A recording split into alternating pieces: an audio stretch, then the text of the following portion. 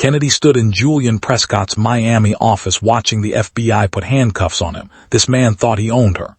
"You made a mistake, Ms. Hayes," Julian said, still trying to sound in control even with his wrists cuffed. "Cross doesn't love you. He's using you just like I did." Kennedy smiled. A real smile, first one in 3 years. Maybe. "But here's the difference, Julian. I chose him. You never gave me a choice." The FBI agent started dragging Julian to the door. He twisted back, face red with rage. "Your brother's dead without my trial. You just killed Isaiah." Kennedy didn't even blink. "My brother's alive because Damon Cross paid for his real treatment the last 6 months, while you had him in some fake trial that was killing him." She crossed her arms. "But you knew that already, didn't you?" Julian's face went ghost white. Right then, Kennedy felt something she hadn't felt in years free. "Now look, I know what you're thinking. How did Kennedy end up here? How does a woman go from corporate spy to watching her old boss get arrested by the feds?" This whole drama started 3 years earlier at the MD Anderson Cancer Center, Houston. 11:43 p.m. Kennedy was nursing her third cup of bad hospital coffee when this white man in an expensive suit sat down across from her. She didn't look up. "Waiting room's got plenty of empty seats. You ain't gotta sit here. MS. Kennedy Hayes, 28 years old, used to work for Delta, and your brother Isaiah's upstairs right now fighting for his life." The man slid a business card across the table. "Cystic fibrosis, 3rd time in the ICU this year." Kennedy's head snapped up. "Who the hell are you?" The man had that rich people smile. The kind that says they're about to mess up your life but expect you to thank them for it. "Julian Prescott. I run Meridian Luxury Air."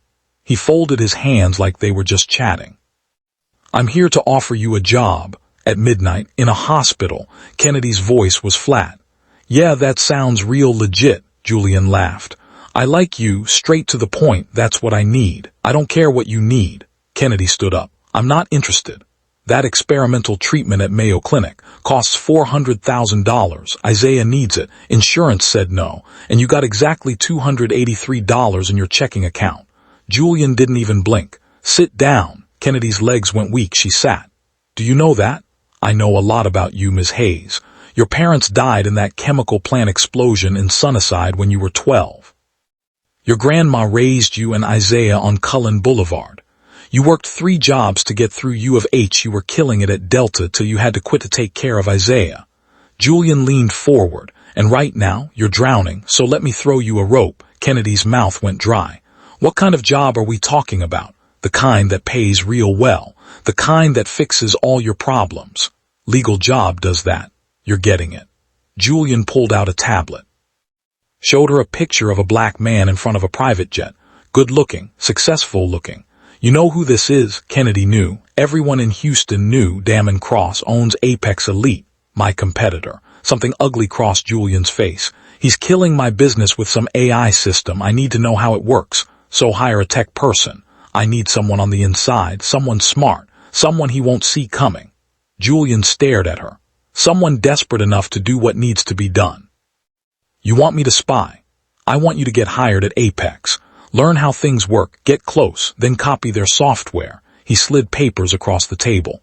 "Do that and I'll pay you $500,000. Plus Isaiah goes into the Mayo trial immediately. Everything covered, however long he needs." Kennedy stared at the contract. $500,000. Isaiah's treatment life. "What if I say no?" Julian stood up, buttoning his jacket. "Then Isaiah's got maybe 4 months. Maybe 6 if you're lucky. The disease takes him piece by piece and you get to watch it happen." He dropped a pen on the table. "Or you sign and he lives, your call." He walked away. Kennedy sat there, coffee getting cold. Pen sitting right there, upstairs. Isaiah was hooked to machines that were breathing for him. 28 years old and drowning from the inside. Her baby brother. The kid she basically raised after Grandma passed. The one who made her laugh when they couldn't pay the light bill. The one who came to her college graduation and said, "You did it, Kenny. You really did it." Kennedy picked up the pen, signed her name. Later, way later, she'd find out Julian never planned to save Isaiah at all. But that night, all she felt was relief. Her brother was gonna live, whatever it cost. 2 weeks later at Apex Elite Aviation Galleria area. The Galleria was a whole different world from Sunnyside. Kennedy walked into that glass building feeling like a fraud. Everything screamed money. The real kind. The kind that didn't come from grinding 60-hour weeks. But here's the thing about Damon Cross. He wasn't born into money. She'd looked him up, 5th Ward kid.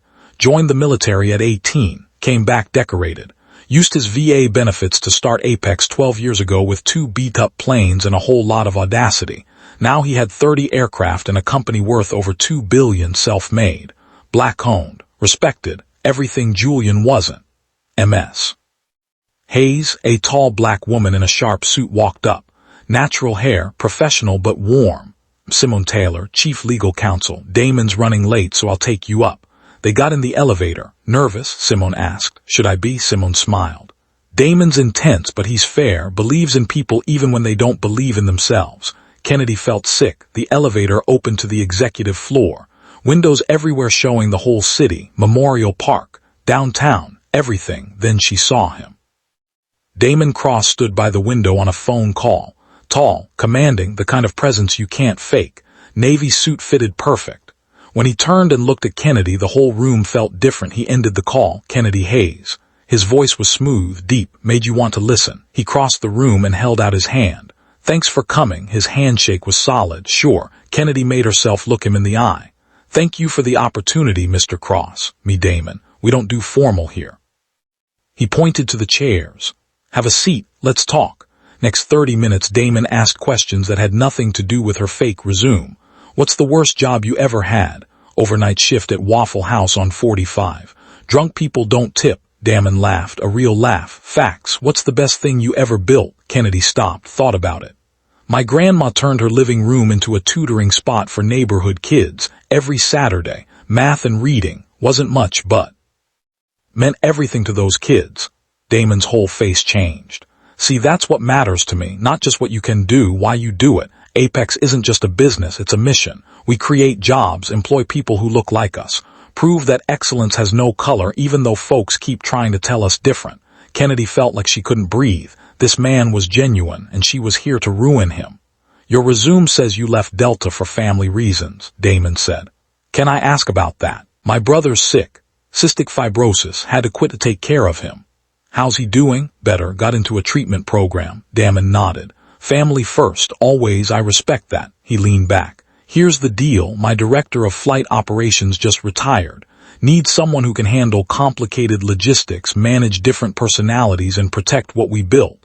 Our AI system is proprietary, confidential. It's what separates us from everybody else. Kennedy's heart started pounding. I need someone I can trust, Damon said. Someone who gets what's at stake. Can you be that person? Say no, walk away, don't do this. Yes, Kennedy said, I can. Damon looked at her for a minute, then smiled. Welcome to Apex, Kennedy Hayes. I got a feeling you're exactly what we need. They shook hands again. Kennedy felt the weight of that lie settle on her shoulders. What she didn't know was that next door, Vincent Rodriguez, head of security, was handing someone a file with Kennedy's real story, her connection to Julian, all of it. And that night, Damon sat in his Museum District penthouse reading that file and made a decision. He'd hire her anyway, not because he was stupid, but because he wanted to see what Julian was really planning. And because something about Kennedy, the sadness in her face, the strength in how she carried herself, made him want to give her a chance to choose different, even knowing she was there to betray him.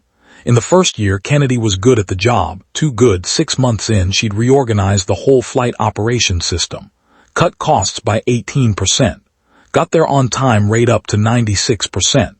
Pilots and crew loved her. She was also stealing, copying files, taking pictures of documents, sending Julian reports every week, subject, weekly update files attached, scheduling algorithms, crew management systems. Julian always said the same thing. Good. Keep going.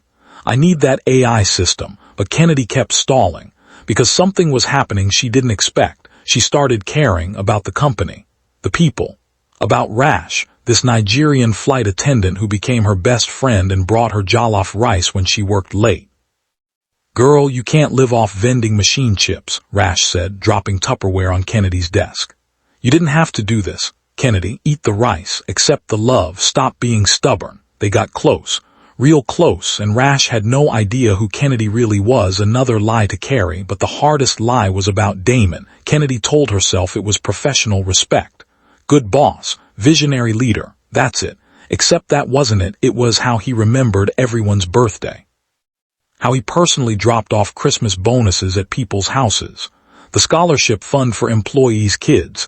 It was late nights working on expansion plans, his jacket over her chair when the AC got too cold. It was his laugh in meetings. How he actually listened when she talked, like what she said mattered. "You good?" Damon asked one night. Found her staring at spreadsheets, not really seeing them, just tired. He sat on her desk. "Isaiah doing all right?" he always asked. Always remembered. "Yeah." "Treatment's working." "That's real good." He meant it. "Look, I know I push hard, but I want you to know you're the best hire I ever made. Apex wouldn't be what it is without you." Kennedy's throat got tight. "Just doing my job." "You care, that's rare." After he left, Kennedy checked her encrypted phone. Julian's message made her stomach drop. *3 years is enough. Time to finish this. I need that AI software in 30 days. No more stalling. Kennedy stared at it. 3 years of feeding Julian information. Now he wanted the main thing. The AI system that made Apex special. Damon's whole vision. She took it. Apex dies. Damon loses everything. She doesn't take it. Julian cuts off Isaiah's funding. Her brother dies. In the second year, things changed. Isaiah's second year in treatment looked good. Too good, actually. Kennedy started noticing weird stuff. The bills from Mayo Clinic looked wrong. Letterhead seemed off. Doctor's signature looked copy-pasted. She called the real Mayo Clinic. "Ma'am, we don't have an Isaiah Hayes in our gene therapy program." Kennedy's blood ran cold. "Check again. He was admitted 2 years ago." "Ma'am, we have no record of him." Kennedy hung up, pulled every paper Julian gave her, realized the truth.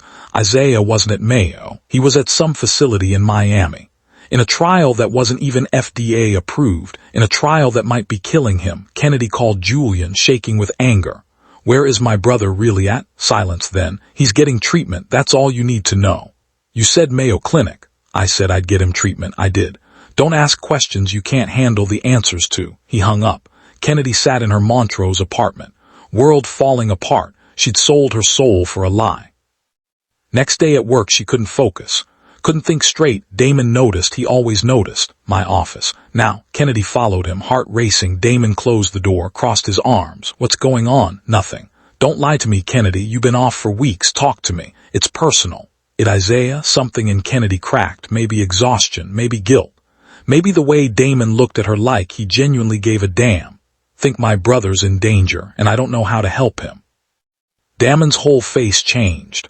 "What kind of danger?" "I can't tell you. Not because you'll hate me.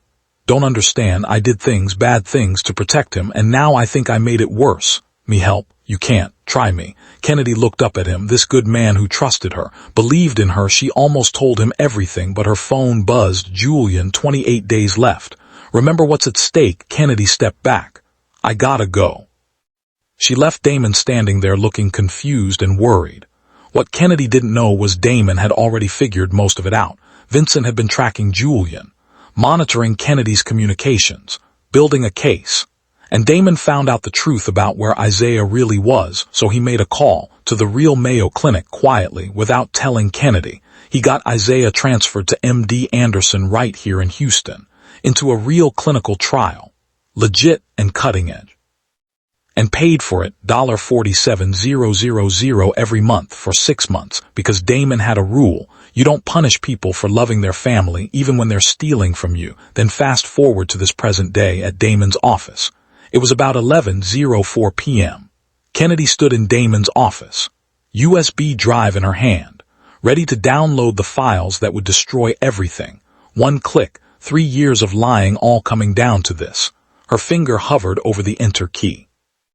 Working late, she spun around. Damon stood in the doorway, no jacket, tie loose, looking at her with an expression she couldn't place, looking at the computer screen behind her, the screen showing his protected files. "Damon." Her voice came out steady. "Years of practice. Just finishing the quarterly reports at 11 p.m. in my private office. Logged into my server with access you're not supposed to have." He stepped inside, closed the door. That click sounded loud as hell. "That's dedication." Kennedy's mind went into overdrive, excuses, cover stories, ways out, but Damon just looked. Tired, we need to talk, he said. About Isaiah, Julian Prescott, and the fact that I've known who you really are since day one. Everything stopped. What? Damon walked to his desk, pulled out a thick file, her whole life right there in photos and reports. Vincent flagged you before your interview. Julian plants spies all the time. We caught 3 before you. He opened it. Pictures of Kennedy meeting Julian's people, photographing documents, everything. Kennedy couldn't talk, so you. Her voice barely worked. You hired me knowing, yeah, why? Damon's jaw tensed. To control what you saw, feed Julian fake information through you, build a federal case against him. Kennedy felt sick. I was just a pawn, first. Then what? He looked right at her. Then you became the best thing to happen to this company. Then you became someone I actually trusted. Then you became... Stopped. I couldn't let Julian destroy. Kennedy forgot how to breathe. Damon pulled out another folder. You want to know where Isaiah really is? Julian said. Julian lied. Isaiah was never at Mayo. He was in an illegal drug trial in Miami, run by Pharmatech Industries, same company that killed my little sister 8 years ago with some experimental treatment that wasn't even approved. Kennedy's world spun. Julian uses desperate people like you to fund illegal medical experiments. 12 people died in that trial, Kennedy. 12. No, Isaiah's getting better. Because 6 months ago I pulled him out and put him in the real gene therapy program at MD Anderson, right here in Houston, been paying for it. $47,000 a month. Kennedy just stared. Why would you do that? Because you're not the bad guy here, Kennedy. You're the one getting used. And I know what it's like watching someone you love die because of corporate greed. His voice got rough. I wasn't letting that happen to you. Kennedy's eyes burned with tears. I stole from you for 3 years. You survived, Damon said. Big difference. You should hate me, probably. He moved closer. But I don't. Space between them felt electric. So what now? Kennedy whispered. You turned me in. Damon shook his head, handed her an envelope. Tomorrow Julian expects that software. You give it to him, he'll figure out it's corrupted and come for you. Tie up loose ends. You and Isaiah. Kennedy's hands shook. Or Damon said, you work with me, we give him bad code, he installs it and crashes his own system. FBI, who I've been working with for 8 months, arrests him for espionage, medical fraud, murder. You testify. Isaiah gets his treatment, covered for life. Are you doing this? Damon's eyes held hers. 3 years ago you walked in here and I saw something. Strength, heart, someone who'd do anything for family. Yeah, you lied, yeah, you stole, but Kennedy, he got close enough she could see the gold in his eyes. Still the realest person in my world, and I'd rather save you than punish you. Kennedy couldn't get air. I don't deserve this. Not, but Isaiah does, and maybe. His voice dropped. Maybe I'm not just doing this for him. That hung there between them. You got till morning, Damon said. Choose Julian, you're on your own. Choose me, I'll protect both of you. He went to the door, stopped.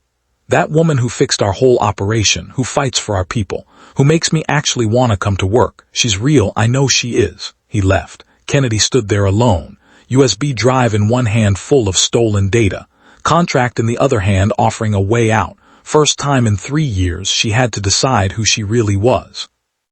The spy doing whatever it took to survive, or the woman who fell in love with the man she was supposed to destroy. Listen, Kennedy's about to make a choice that flips this whole thing upside down.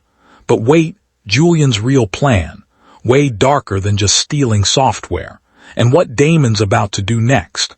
Man, just stay with me. Kennedy's phone lit up at 6:47 a.m. Julian, where are you? Meeting is at 9, don't be late. She looked at the burner phone in her hand.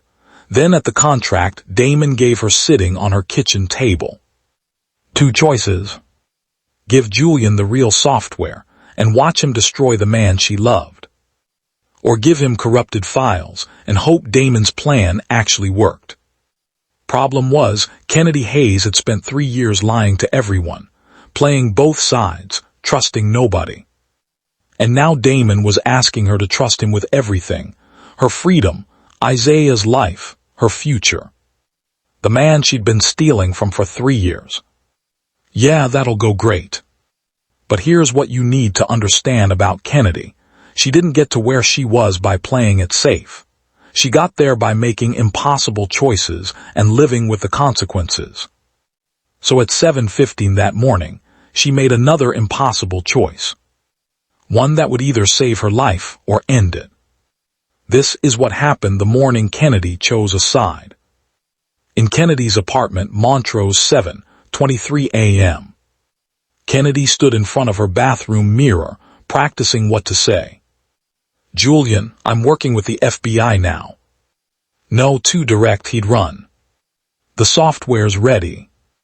Better simple. Her phone rang, not the burner, her regular phone. "Damon." She answered, "Hey." "You sleep at all?" Damon's voice was rough. He probably hadn't slept either. "Not really." "Yeah, me neither." Pause. "So, you make a decision." Kennedy looked at herself in the mirror, at the woman who'd spent 3 years being someone she wasn't. "I'm in," she said. "Let's burn Julian down." She heard Damon exhale, like he'd been holding his breath. Okay, good. Vincent's got the corrupted software ready. Looks identical to the real thing, but soon as Julian installs it, his whole system crashes. Unfixable. He'll be dead in the water. And the FBI. 2 agents are flying in from D.C. They'll be in Miami when you hand over the drive. Simone's got your immunity deal ironclad. You testify, you walk. No charges. What about Isaiah? Already handled. I talked to his doctors last night. He doesn't know I'm paying, thinks it's still the original trial. We'll tell him the truth after this is over. Kennedy's throat got tight. "Damon." "Don't." His voice was firm but not cold. "Don't thank me yet. This could still go wrong in about 100 different ways. Julian's not stupid." "I know. He might suspect something, might have you searched, might." "Damon," Kennedy cut him off. "I got this. I've been lying to that man for 3 years. I can do it one more day." Silence. Then Damon said something that made her chest ache. "That's what I'm afraid of, that you're too good at lying." He hung up before she could respond. Kennedy stared at her phone. Fair point. At Apex Elite Aviation, 8:15 a.m.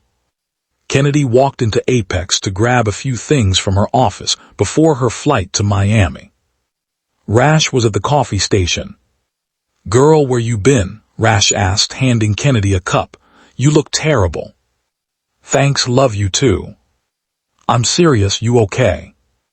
Kennedy wanted to tell her, wanted to explain everything, but she couldn't, not yet. "Just tired, got a meeting in Miami today."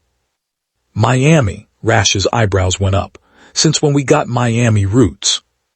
"It's not a root, it's—" Kennedy scrambled for a lie. Hated that lying still came so easy. "Personal business." Rash studied her face. "Kennedy, we've been friends for 3 years. I know when you're hiding something." "I'm not." "Yes, you are, and honestly, you've been hiding something this whole time. I just didn't push because I figured you'd tell me when you were ready." Rash crossed her arms. "But now I'm worried, so I'm asking straight up, you in trouble?" Kennedy's eyes burned. "Yeah, but I'm fixing it." "You need help." "Not yet, but Rash." Kennedy grabbed her friend's hand. "If something happens to me..." "Don't talk like that. Just listen. If something happens, there's an envelope in my apartment, under my mattress. It's got everything, the truth about who I am, what I did. Give it to Damon." Rash looked scared now. "Kennedy, what the hell is going on?" "I can't explain right now, but I will, I promise. Just trust me for one more day." Kennedy hugged her and left before Rash could ask more questions. What she didn't see was Damon standing in his office doorway, watching, listening. His assistant walked up. "Sir, the FBI just confirmed. Agents Morrison and Chen land in Miami at 2 p.m. "Good," Damon said, still watching Kennedy disappear into the elevator. "Tell Vincent I want updates every 30 minutes once she's in that building." "You think she'll go through with it?" Damon was quiet for a second. "Yeah, I do. Question is whether Julian already knows." At Meridian Luxury Air Headquarters, Brickell Financial District, Miami 2:47 p.m. Kennedy walked into Julian's building, trying not to throw up. The USB drive in her purse felt like it weighed 50 pounds. Corrupted software, evidence of 3 years of espionage, wire transfer records, everything the FBI needed. All she had to do was hand it over and walk out. Simple. Except Julian's head of security was waiting in the lobby. "Ms. Hayes, this way, please." He led her to the elevator, pushed the button for the top floor, then turned to her with dead eyes. "I need to check your bag." Kennedy's heart kicked into overdrive. "Excuse me, new security protocol. Everyone gets checked before meeting with Mr. Prescott." This wasn't part of the plan. Kennedy handed over her purse, trying to look annoyed instead of terrified. The guard pulled everything out.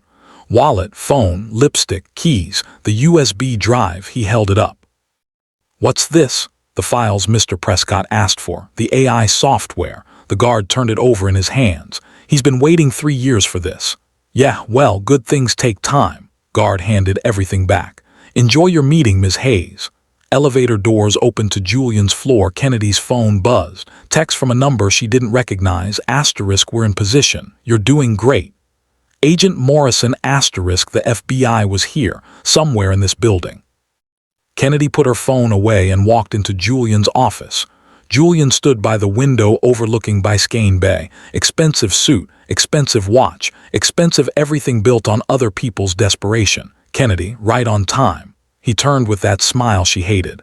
"I was starting to think you'd get cold feet. I made a deal. I keep my deals." "You?" Julian walked to his desk, sat down. "Because I've been hearing interesting things about you and Mr. Cross getting close." Kennedy's stomach dropped, but she kept her face blank. "We work together, of course we're close. I mean personally close." Julian leaned back in his chair. Late nights in the office, him asking about Isaiah, very friendly for a boss and employee. "You worried I'm switching sides, Julian? Should I be?" Kennedy pulled the USB drive from her purse, set it on his desk. "That's 3 years of work. The complete AI system, source code, algorithms, implementation protocols, everything." She met his eyes. "Isaiah's treatment better be covered like you promised." Julian picked up the drive, examined it like it might explode. "Of course, I'm a man of my word." Kennedy almost laughed. "Right, because you've been so honest with me. What's that supposed to mean?" "Mayo Clinic, Julian, I called them. Isaiah was never there." Julian's face didn't change. "He's getting treatment, that's what matters." "Where?" "A private facility. Better than Mayo, actually. Cutting edge." "Illegal, you mean?" Now Julian's smile got dangerous. "Careful, Kennedy. You're not in a position to throw accusations around. You just committed corporate espionage. Federal crime, 10 years minimum. Only if someone reports it." "Exactly." Julian plugged the USB into his computer. "So here's how this works. I install this software, verify it's legitimate, then you disappear, change your name, move somewhere far away, and never speak about this to anyone." "What about my payment?" "Already transferred." "Check your offshore account." Kennedy pulled out her phone, opened the banking app Julian had set up for her 3 years ago. $500,000 right there, blood money. "We're done here," Julian said, eyes on his computer as the files loaded. "Leave your phone, the burner, and your personal. Can't have you recording anything." Kennedy's pulse spiked. That wasn't part of the deal. Terms, phones. Now she had no choice. Put both phones on his desk. Julian smiled. "Smart girl. Now get out. I'll contact you when I verify the software works."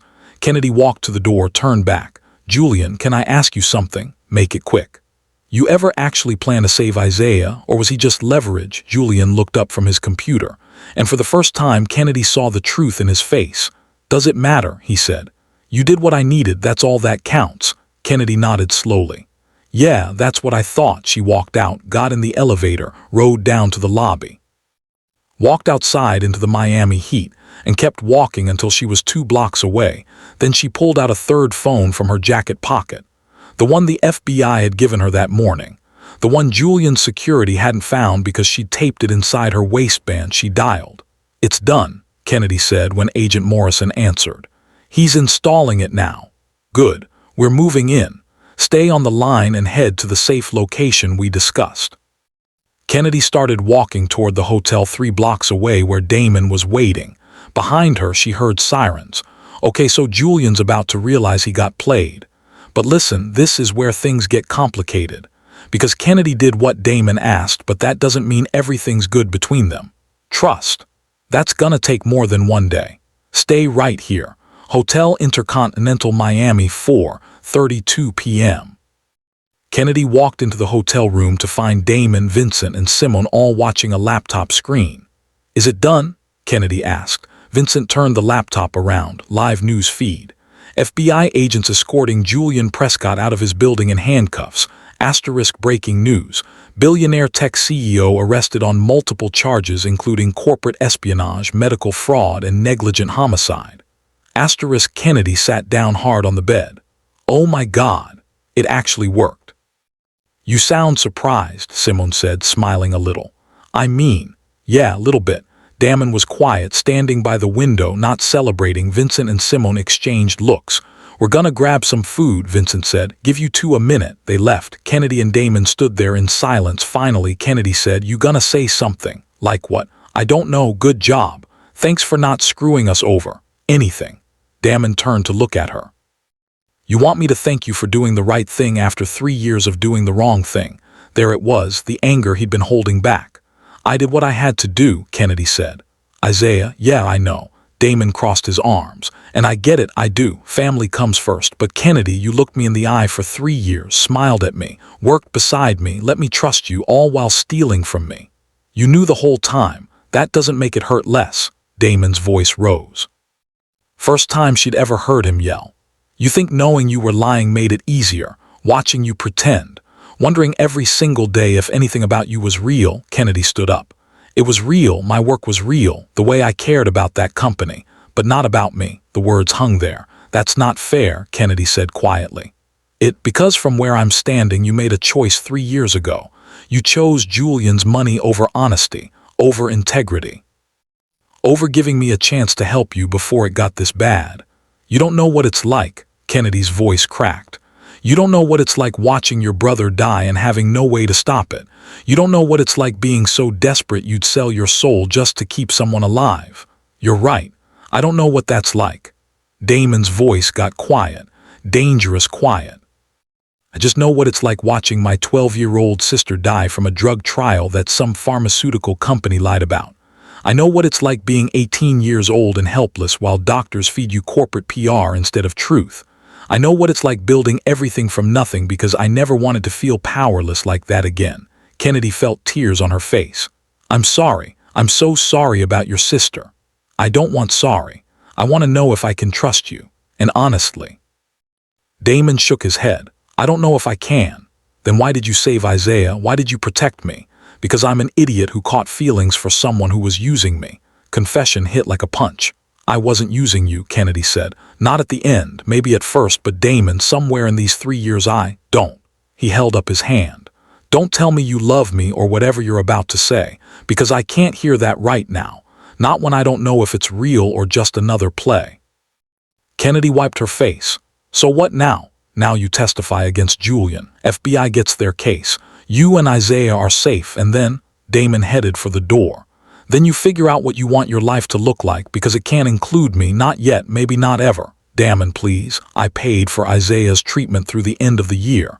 After that, his insurance should cover the maintenance therapy. You're set. He's set. That's what matters. He opened the door. Never meant to hurt you, Kennedy said. Damon looked back at her. Yeah, but you did anyway. He left. Kennedy sat on the hotel bed and cried for the first time in 3 years, not because Julian got arrested, not because the plan worked, but because she'd finally found something real, someone real, and her own choices had destroyed it before it even started. At the MD Anderson Cancer Center, Houston, 3 days later, Kennedy walked into Isaiah's hospital room with her stomach in knots. He was sitting up in bed looking better than he had in months, color in his face, breathing easy. Kenny, he grinned. Where you been? Nurses said you were out of town. Miami, work stuff. Kennedy sat down. How you feeling? Good, real good actually. Dr. Patel said the treatment's working better than expected, talking about me maybe going home next month. That's amazing, Zay. Yeah. Isaiah studied her face. So why you look like somebody died? Kennedy took a breath. I need to tell you something. About your treatment, about how you got into this trial. Okay, For the next 20 minutes, Kennedy told him everything: Julian, the deal, the spying, Damon, all of it. Zaya listened without interrupting. When she finished, he was quiet for a long time. Something, Kennedy said. You've been carrying that by yourself for 3 years. Yeah, Kenny. Isaiah shook his head. Why didn't you tell me? Because you would have told me not to do it. And I couldn't lose you, Zay. You're all I got. So you sold yourself to save me. I'd do it again.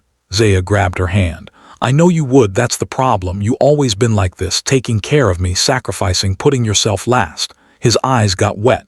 But Kenny, I never wanted you to lose yourself for me. Didn't? You did. You became a criminal. You lied to people you cared about. You almost got yourself killed for me. Isaiah squeezed her hand. And I love you for it, but I'm also mad as hell at you for it. Kennedy laughed through tears. Fair.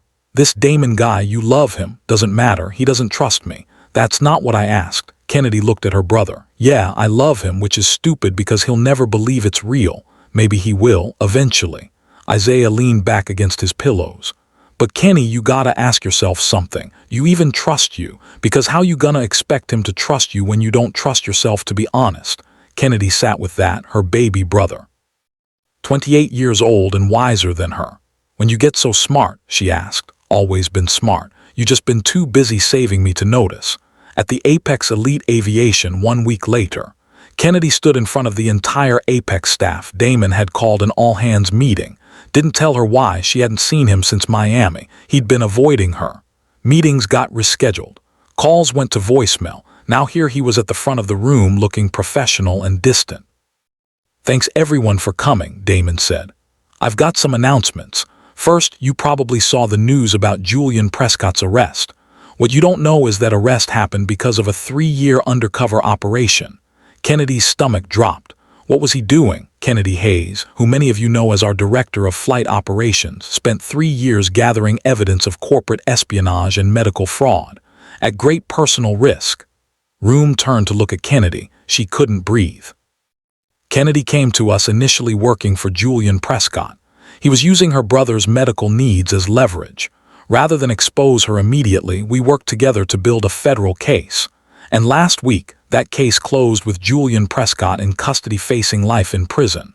Rash was staring at Kennedy with her mouth open.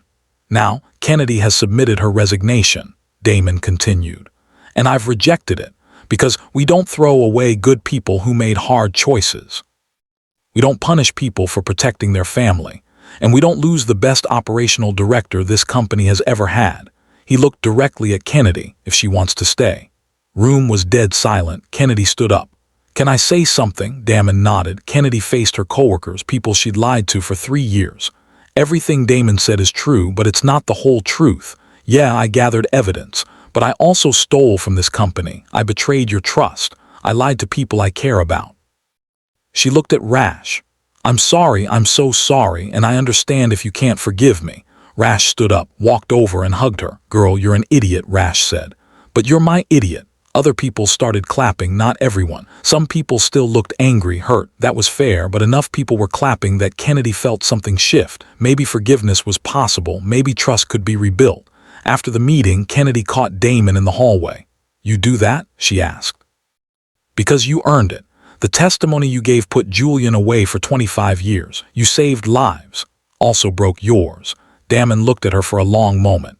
Yeah, you did, but I'm trying to figure out if what we could have is worth the work of getting past what you did.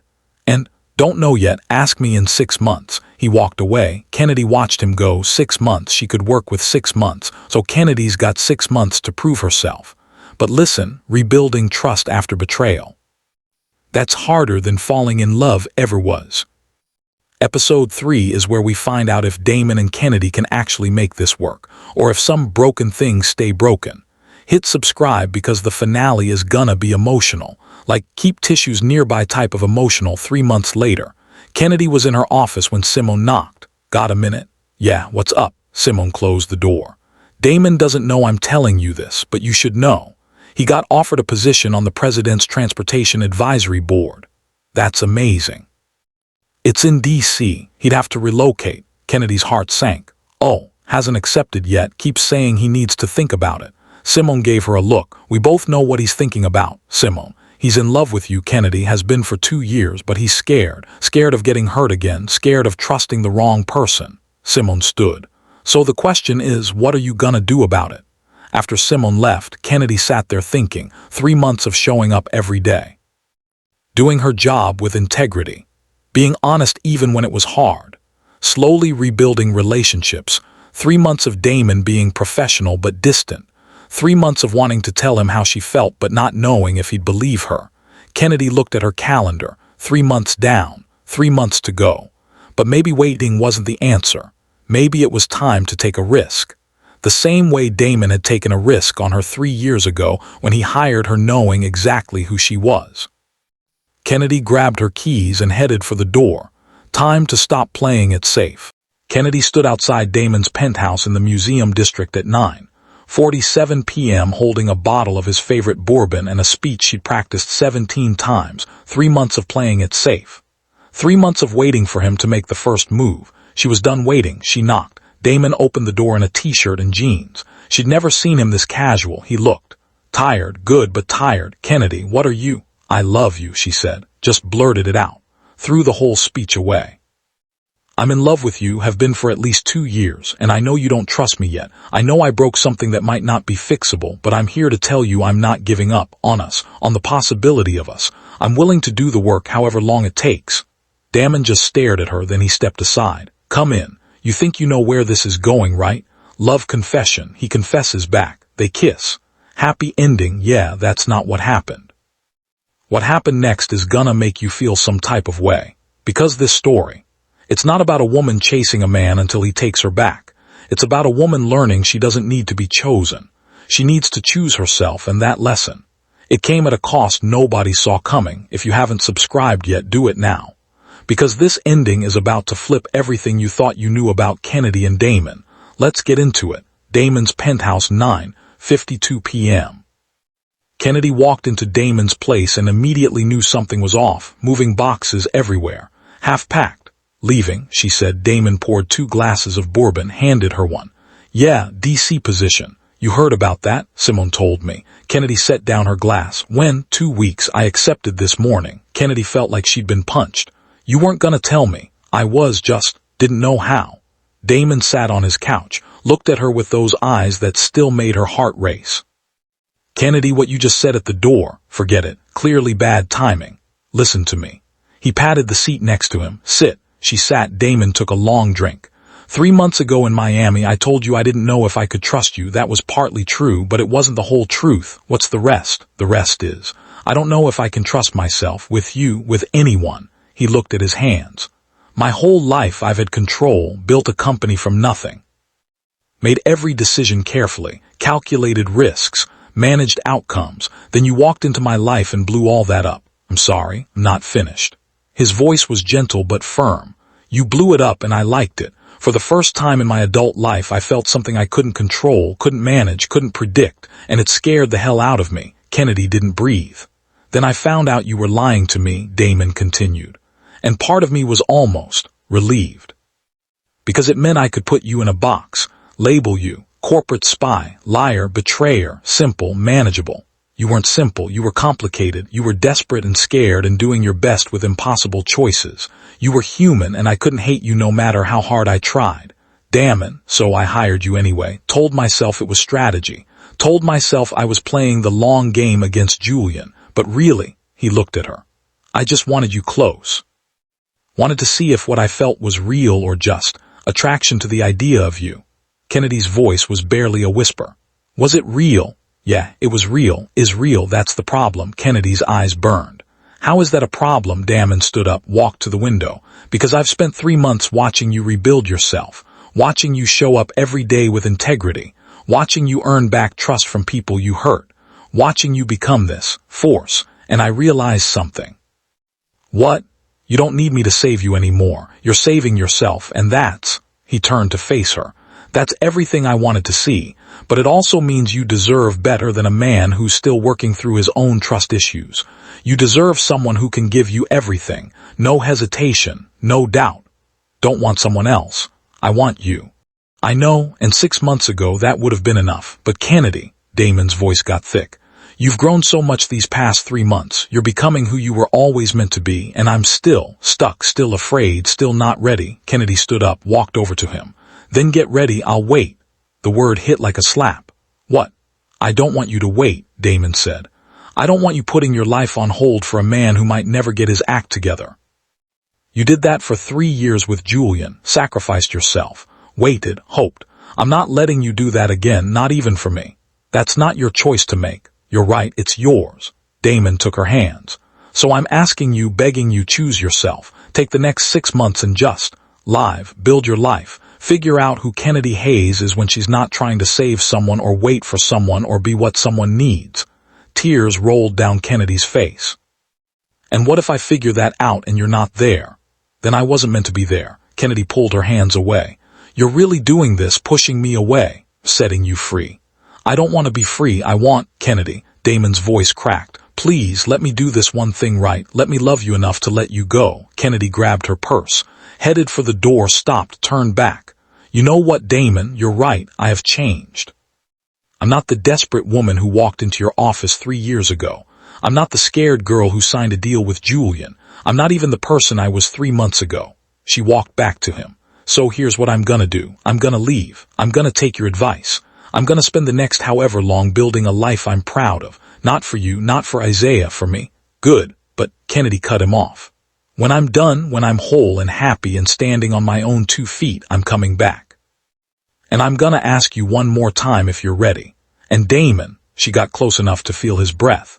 If the answer's still no, I'm gonna move on and find someone who isn't afraid of what we could be. She kissed his cheek, walked out, didn't look back. Okay, I know y'all probably throwing something at your screen right now. What do you mean she just left? But listen, this is where the story gets good. Because what happens in the next 18 months? Nobody's ready for it. Stay with me. 18 months later, at the Apex Elite Aviation New Leadership Morning, Rash walked into the executive conference room with coffee and attitude. Morning, boss. Kennedy looked up from her laptop and smiled. Morning, how's the Miami route looking? Booked solid through December. I told you adding the Caribbean connection was genius. Yeah, well, I learned from the best. Kennedy stood up and walked to the window. Same view Damon used to look at, except now it was her view, her office, her company. Well, mostly hers. After Damon left for D.C., he'd stayed gone for a year. Ran the Transportation Advisory Board, made news, made connections, made a name for himself in politics. He also slowly sold his shares of Apex to Kennedy. Over 12 months, Damon had transferred controlling interest of the company to her. 60% ownership, CEO position, everything. He'd left a note with the final paperwork. You built this place as much as I did. It should be yours. Go be great. At first, Kennedy thought it was guilt, or pity, or his way of apologizing for pushing her away. Then she realized it was respect. He saw what she could be and gave her the room to become it, and she had. In 18 months, Kennedy had expanded Apex to 12 new cities, launched a scholarship program for kids from underserved communities who wanted to work in aviation, started a nonprofit called Heritage Flight that helped families afford medical treatment without selling their souls, paid off every cent of Isaiah's medical debt, bought her grandmother's old house in Sunnyside, and renovated it into a community center, testified before Congress about corporate exploitation in the medical industry, been featured in Forbes, Fortune, and Black Enterprise. She'd become exactly who she was meant to be, and she'd done it without Damon, missed him every day, but did it without him. You good? Rash asked, studying her face. Yeah, just thinking. Much can change in 18 months, Rash grinned. You mean how you went from spy to CEO? Yeah, that's pretty wild. Kennedy's phone buzzed. Text from an unknown number. Congratulations on the congressional testimony. Proud of you. Her heart did that thing it always did when she heard from him. He texted sometimes, every few months. Never anything too personal, just checking in. She never replied, not because she didn't want to, but because she'd meant what she said that night. She was building herself first, and she was almost done. Simone appeared in the doorway. Got a minute? Someone here to see you. Give a name, just said it was important. Kennedy followed Simone to the lobby and stopped dead. Damon Cross stood there in a suit that fit him like a weapon, same height, same build, same eyes that still saw right through her but different somehow, lighter, less guarded. He said, yourself. Kennedy crossed her arms, professional, detached. What brings you back to Houston, you actually? Kennedy's pulse jumped, but she kept her face neutral. I'm listening. We talk. Looked at Simone, who was trying not to smile. Conference room B is open, Simone said. I'll make sure you're not disturbed. At the conference room B 10:47 a.m. Kennedy sat across from Damon at the table where they used to plan expansions. Felt like a lifetime ago. You look good, Damon said. Thanks, you too. Awkward silence, then Damon laughed. This is weird, right? We're being weird. Little bit, Kennedy admitted, smiling despite herself. Okay, let me just. Damon pulled out a folder, slid it across the table. I came back to Houston to offer you something. Kennedy opened it. Her breath caught. It was a proposal, a business proposal. You want to merge Apex with a new government aviation initiative, she read aloud. Exactly, I want you to run it. The president's creating a new program, private-public partnership for sustainable aviation. It's a 5-year contract, billion-dollar budget, complete operational control. Damon leaned forward. Kennedy, you'd be overseeing aviation policy for the entire country. It's everything you've been fighting for. Fair access. Economic opportunity. Innovation. Kennedy's mind raced. Why me? Because you're the best person for it. Your congressional testimony changed minds. Your work with Heritage Flight proved you can execute. Your expansion of Apex showed you can scale. Damon's voice was steady, professional, and because I recommended you. Did, yeah.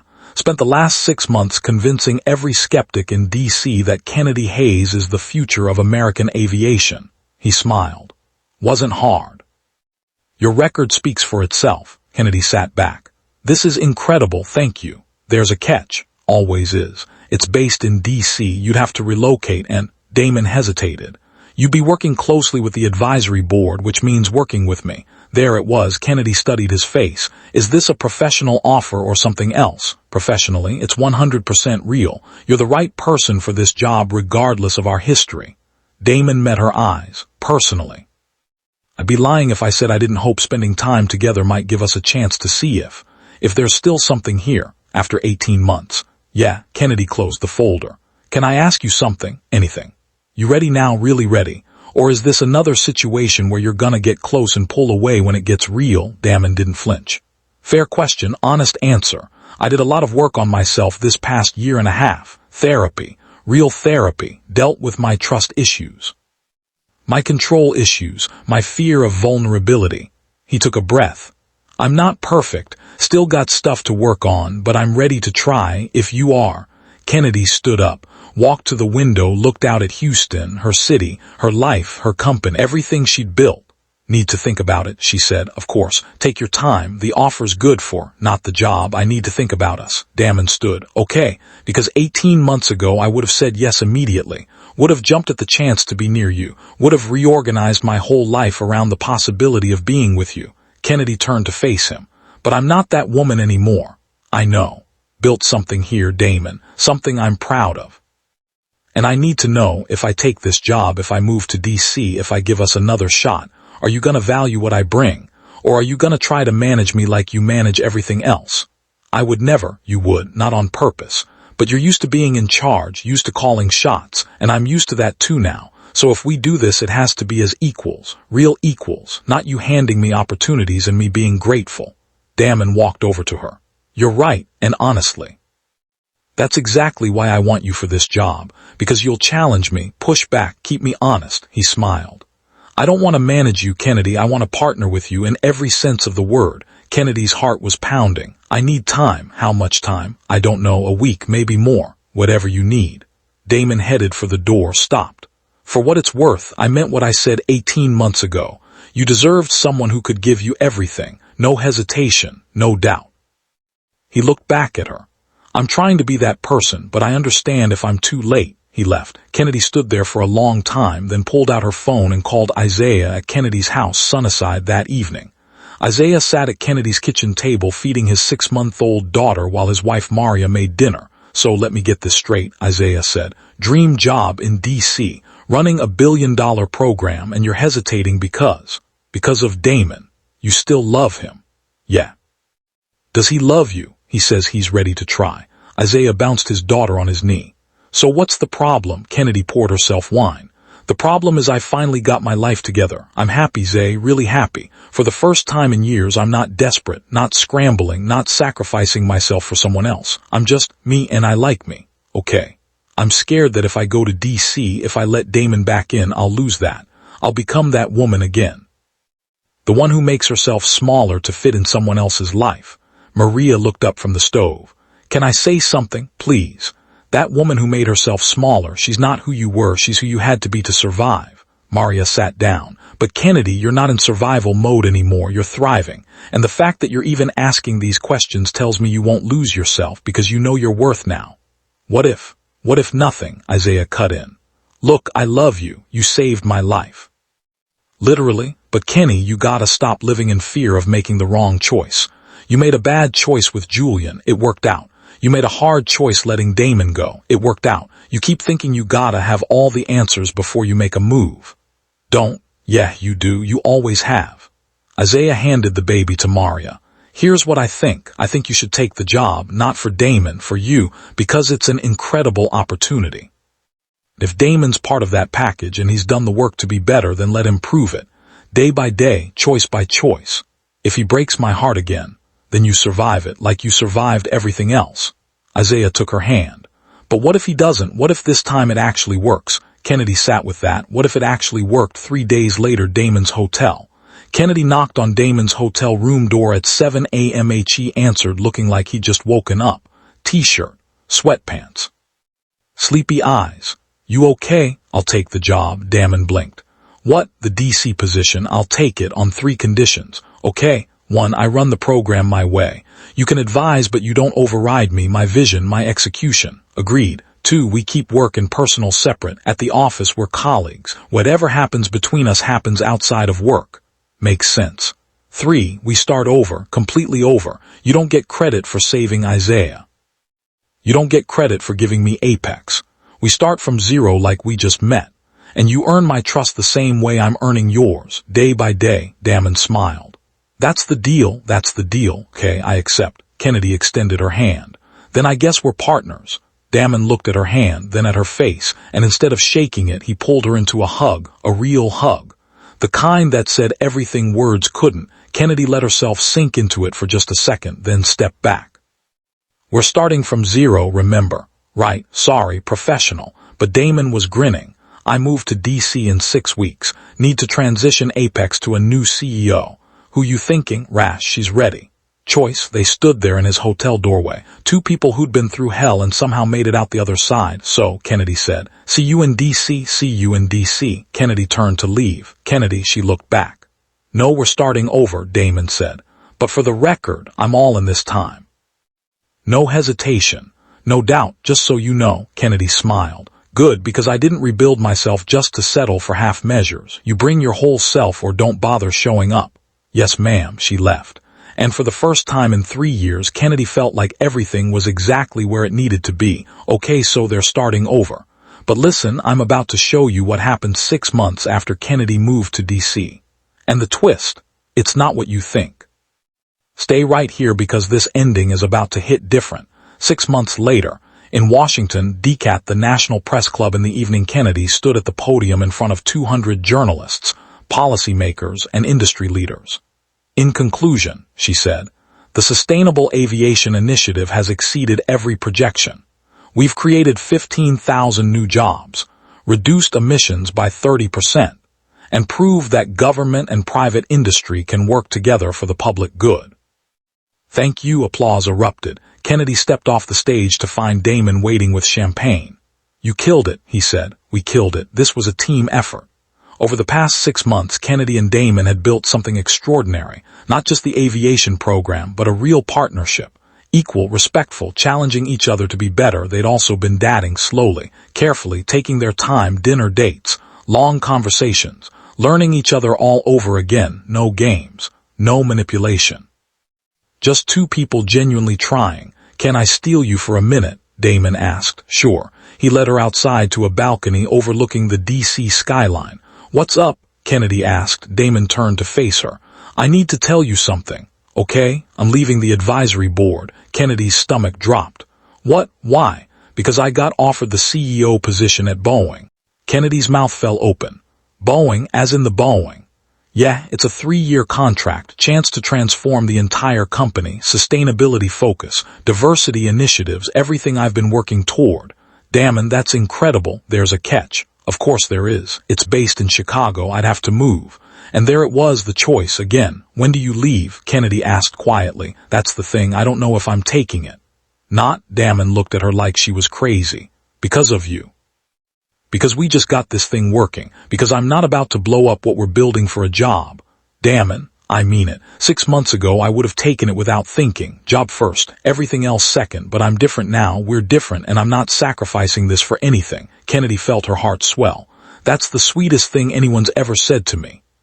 But you're taking that job, Damon blinked. What? You're taking it. This is Boeing. This is your legacy.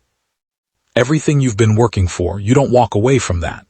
Before you spiral, I'm not breaking up with you. I'm saying we make it work. Long distance, flights every weekend, technology, whatever it takes. You do that? Hell yes, I do that, because here's what I figured out these past 6 months. Kennedy took his hands. I don't need you in the same city to know you're committed. I don't need you next to me every day to feel secure. I'm whole on my own. So when we're together, it's because we choose it, not because we need it. Damon pulled her close. How did I get so lucky? You didn't get lucky. You did the work. We both did. I love you, Damon said. I know we're taking it slow, but I need to say it. I'm in love with you, Kennedy Hayes. I love you too. Kennedy kissed him. Now go call Boeing and accept that job.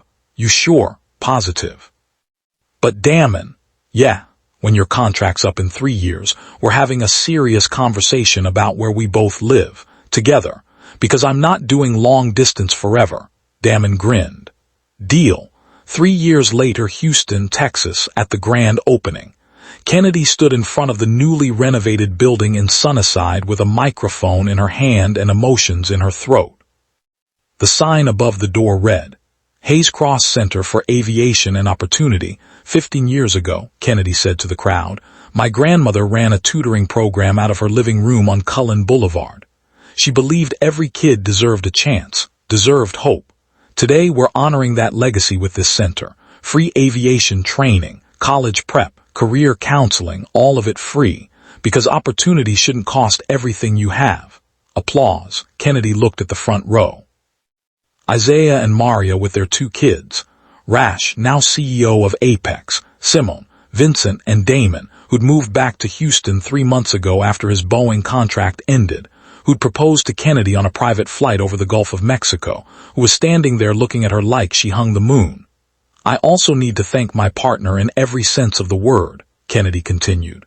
Damon Cross, who believed in second chances, who taught me that trust is built day by day, choice by choice. Who showed me that love isn't about being perfect, it's about being real. Their eyes met. Kennedy smiled. Now let's open these doors and change some lives. The crowd cheered. Later that night, Kennedy and Damon sat on the hood of his car in the empty parking lot. You good? Damon asked. Yeah, just thinking about how different my life could have been. Different how? If Julian hadn't approached me that night at the hospital. If I hadn't taken the deal. If you hadn't hired me anyway.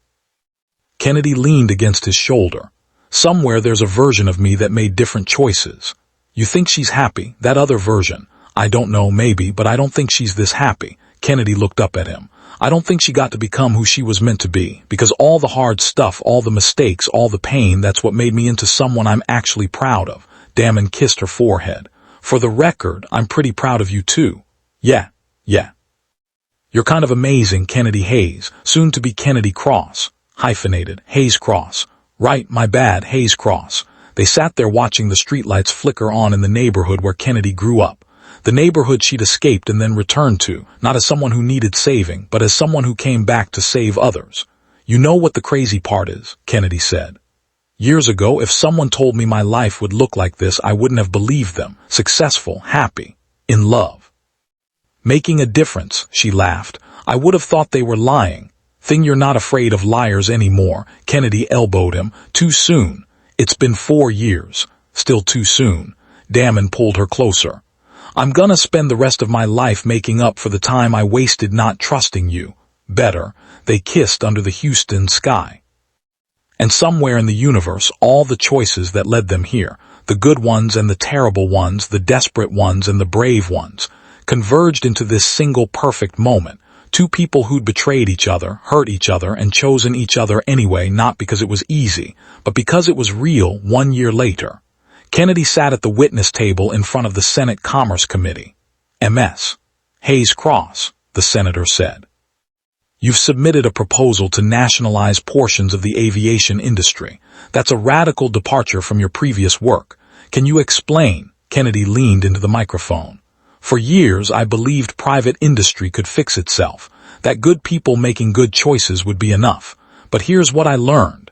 Systems that prioritize profit over people will always sacrifice people. Every time. You're advocating for government control. I'm advocating for accountability. For structures that can't be corrupted by greed.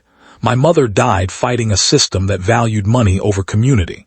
My brother almost died in an illegal trial funded by corporate greed. I spent 3 years as a corporate spy because I had no other options." Kennedy's voice was steady, strong. "I'm here to make sure no one else has to make the choices I made. And if that means challenging the entire industry I helped build, then that's what I'll do." Room erupted. Later, walking out of the Capitol building, Damon caught up with her. "That was intense," he said. "Yeah, you just made a lot of powerful enemies. I know Boeing's gonna be pissed. Apex's competitors are gonna come after you. You might have just tanked your career." Kennedy stopped, looked at him. "You having second thoughts about marrying a radical?" Damon laughed. "Hell no, I'm having second thoughts about my own politics. You might have just converted me." "Good. Because I'm gonna need you on the right side of this fight. Always." They walked down the Capitol steps hand in hand.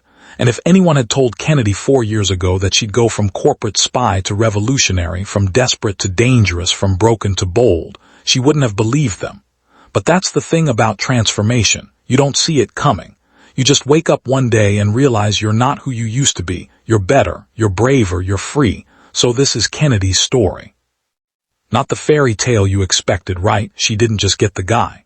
She became the woman who didn't need saving, who built her own empire, who went from victim to victor, who learned that real love isn't about someone completing you, it's about two whole people choosing each other every single day. And that ending where she's challenging the whole system, that's not Hollywood, that's real life. Because the bravest thing you can do isn't find love, it's find yourself. And then use that self to change the world. If this story moved you, do me a favor, share it with someone who needs to hear that their mistakes don't define them. Their choices do. And it's never too late to choose yourself. Drop a comment telling me what you think. Did you see that ending coming? Are you Team Kennedy forever, or did you want a different ending? We are here to give you the best. So subscribe for more stories that hit different. Stories about real people making real choices. Stories that don't take the easy way out. I'll see you in the next one. And remember, you're not defined by what broke you. You're defined by how you put yourself back together. Peace.